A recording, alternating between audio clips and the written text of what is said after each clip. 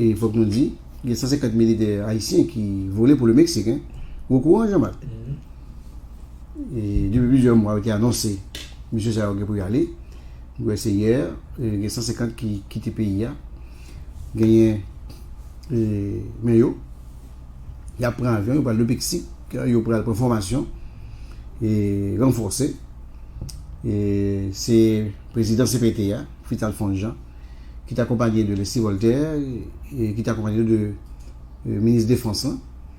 Et qui est accompagné de Didier Fils-Aimé, le Premier ministre, et même qui a accompagné jeunes Sayo, militaires Sayo, qui parlent pour formation, mesdames et messieurs, dans le pays Mexique. Mais on va dire nous pour combien de mois, je ne sais pas. Et parmi eux, il y a combien de là? Il y a 15 femmes. Il y a 15 femmes. Il y a 15 femmes parmi messieurs. Et selon le document que tu as mis dehors, le premier contingent ça a bénéficié d'une formation militaire intensive, donc, de 3 mois, ok, de 3 mois. Et dans le cadre d'un programme de coopération bilatérale entre Mexique et Haïti. Avant de quitter le pays, les militaires ont été salués par le président du conseil présidentiel, j'aime le dire déjà, qui est accompagné du premier ministre Alphonse Jean, Didier Fils-Aimé, Leslie Voltaire, ministre de la Défense Jean-Michel Moïse, avec plusieurs hauts responsables civils et militaires.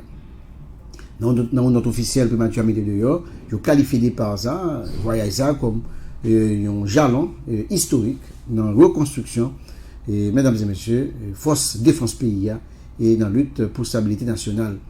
Et soldats ont été embarqués à bord d'un avion C-295 de la force aérienne mexicaine. Ils ont été volés spécialement à Port-au-Prince pour capable venir prendre M. Sayo. Et comme il a été annoncé déjà, le ministre de la Défense a été annoncé, il s'agit des premiers recrues de la 3e promotion de soldats qui formaient dans le cadre de collaboration avec l'armée mexicaine qui partit là, mesdames et messieurs. Et très attendu, formation ça, il a marqué un tournant concret dans le processus de réactivation des forces armées d'Haïti. C'est ça, l'autorité a dit, selon l'information qui est relayée par la primature, programme est visé pour le former au total près de 700 militaires haïtiens. Et chers auditeurs, chers internautes, il faut que nous en même temps rappeler que le 21 juillet dernier, il y a 30 militaires haïtiens qui étaient rendus autour dans le pays Martinique à la formation dans le cadre d'une politique plus large de professionnalisation et de renforcement des capacités opérationnelles de la police, chers auditeurs, chers internautes. Et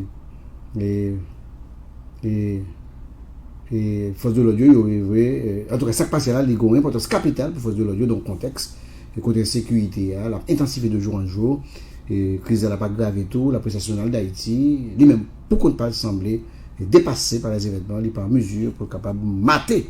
Ça, malgré l'intervention, parfois, la population a salué, mais Force de l'Audio continue à subir de l'eau de perte. Les policiers ont tombé, ont blessé, ont tué dans des opérations de plus en plus périlleuses.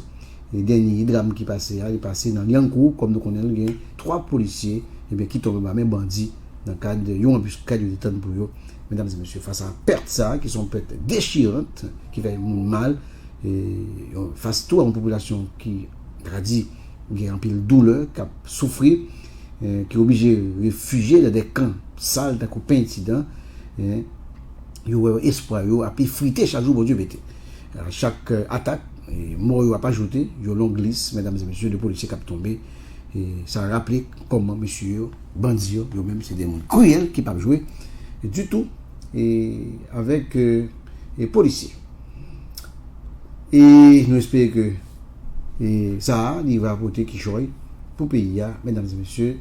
Et c'est mieux que rien que bon pays qui décide de former des agents pour nous forcer capacité.